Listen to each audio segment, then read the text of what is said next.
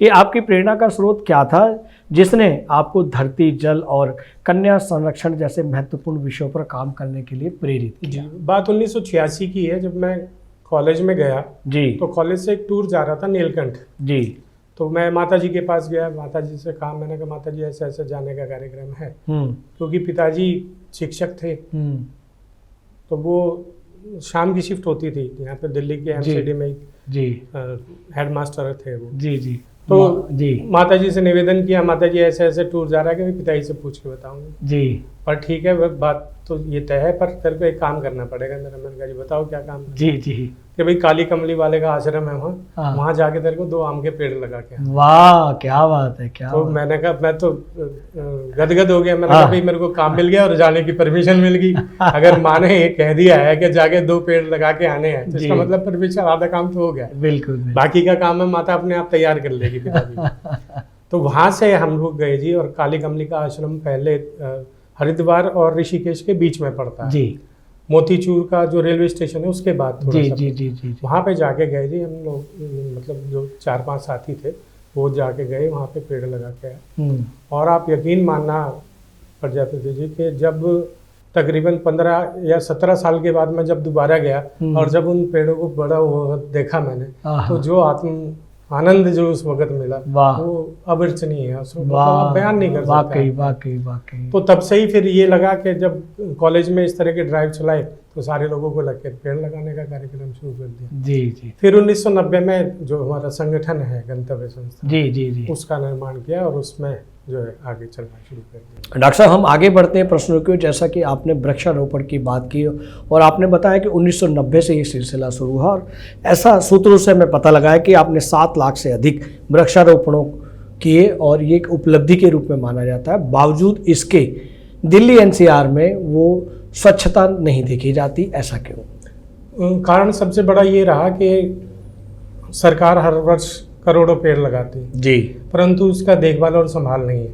जी। तो करोड़ों में से करोड़ों ही मर जाते हैं, बचता कुछ भी नहीं है। ओहो। हमारे साथ भी यही हुआ कि हमने हरियाणा में, पंजाब में, राजस्थान में, दिल्ली में, उत्तराखंड में पेड़ लगाए, परंतु उनके जो बचने की जो दर थी वो बहुत कम थी। आप ये मानिए कि 5% भी अगर पेड़ बच गए तो हमारे लिए एक बड़ी उपलब्धि है। वाह। तो शुरू में तो जब पेड़ लगाते तो ऐसे ही लगाए, 5,000 लगाए, 10,000 लगा दिए जी, और फिर बाद में जाके उसका कभी हिसाब किताब नहीं लिया, देखा नहीं भाई कौन संभाल रहा है, कौन क्या कर रहा है। तो बहुत सारे पेड़ मर जाते थे। सिर्फ वही पेड़ जिंदा रहे जहाँ पे लोगों ने अपने इंस्टीट्यूट में लगाए, अपने स्कूल के अंदर लगाए, या जो उनके खेत में लगे और वो वहाँ पे देखभाल उन्होंने की, वहाँ के पेड़ बचे। तो फिर धीरे धीरे काम तो करना था। एक तो ललक थी कि हाँ भाई पर्यावरण बचाने के लिए काम करना।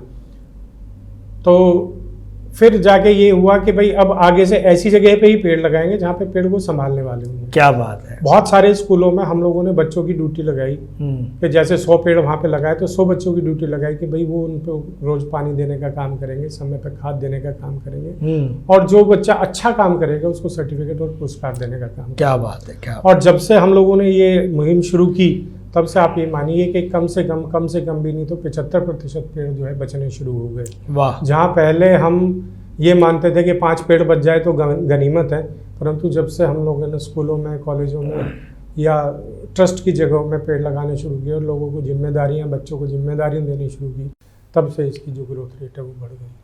डॉक्टर साहब हम आगे बढ़ते हैं। जैसा आपने बताया कि आप 10% से 75% वृक्षों की उम्र बढ़ा रहे हैं, उन्हें जीवित रख रहे हैं।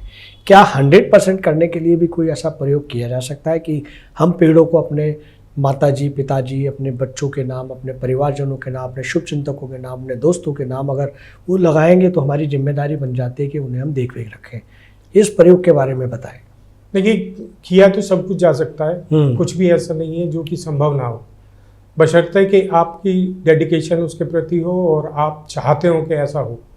अभी हम लोगों ने, मैं अगर आपको ध्यान हो तो आपके जन्मदिवस पे भी मैंने आपसे आग्रह किया था कि अपने जन्मदिन पे एक पेड़ अवश्य लगाएं जी। और जब भी व्यक्ति अपने जन्मदिन को याद करता है या माता पिता की याद में या किसी स्वजन की याद में कोई पेड़ लगाता है तो उसकी देखभाल अच्छी तरीके से करता है। बिल्कुल, ऐसा मेरा जो विगत अनुभव है उससे ये पता लगता है। तो ऐसा हो सकता है, परंतु दिल्ली में जहाँ अब आज पोल्यूशन की स्थिति ये है कि AQI 500 से ऊपर चला गया है। जी, यहाँ मैं डॉक्टर साहब कहना चाहूँगा कि 500 से ऊपर नहीं, कल शाम को 5 बजे 1200 AQI रहा है दिल्ली का। जी जी जी। तो ये प्रदूषण की बढ़ता जा रहा है, क्या कारण है वो? तो कारण सिर्फ यही है कि हम लोग प्रदूषण को बढ़ाने वाले काम कर रहे हैं, प्रदूषण को कम करने वाले काम नहीं कर रहे हैं। जी। राज्य सरकारें और केंद्र सरकारें वृक्षारोपण करती हैं, जैसा कि मैंने पहले ही निवेदन किया आपसे, वो करती तो हैं पर दिखावा ज्यादा होता है, काम कम होता है।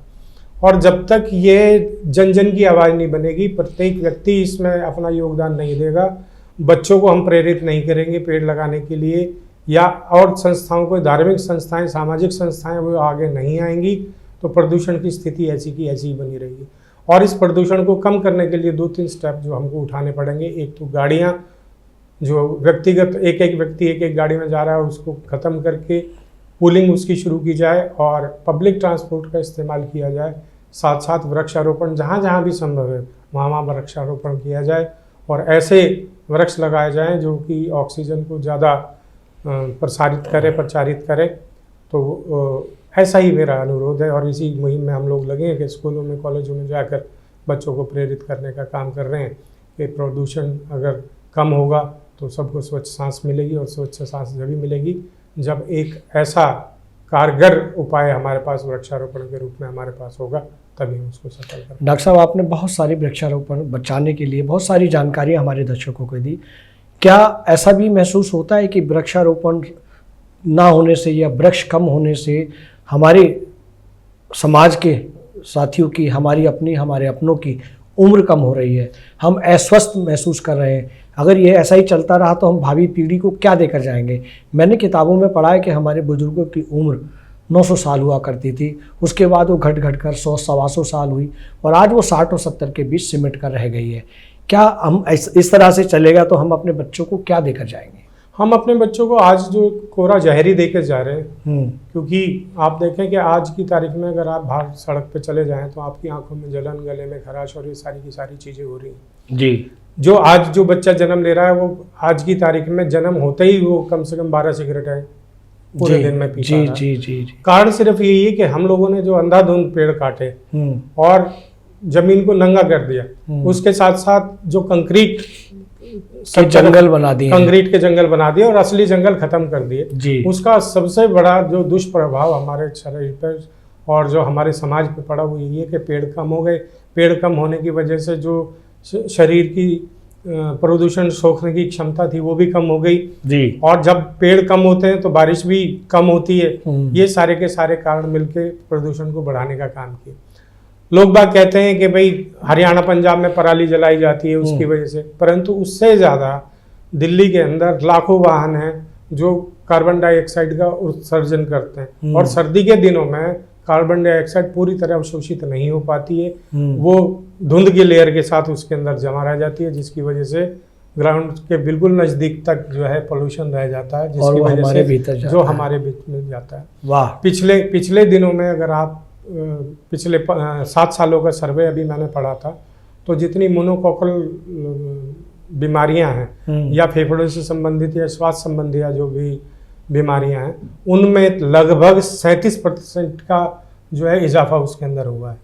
तो 37% लोग अगर उससे ग्रसित रहेंगे तो किस तरह से आप एक सभ्य समाज, चिंतनीय विषय है, चिंता का विषय है। और ये सिर्फ एक सरकार का या किसी एक व्यक्ति का काम नहीं है। जब तक ये जन जन का आंदोलन नहीं बनेगा तब तक प्रदूषण के वीडियो YouTube पर देख रहे हैं तो हमारे चैनल को सब्सक्राइब करें और बेल आइकन को दबाना ना भूलें। अगर आप Facebook पर ये वीडियो देख रहे हैं तो हमारे पेज को लाइक करें।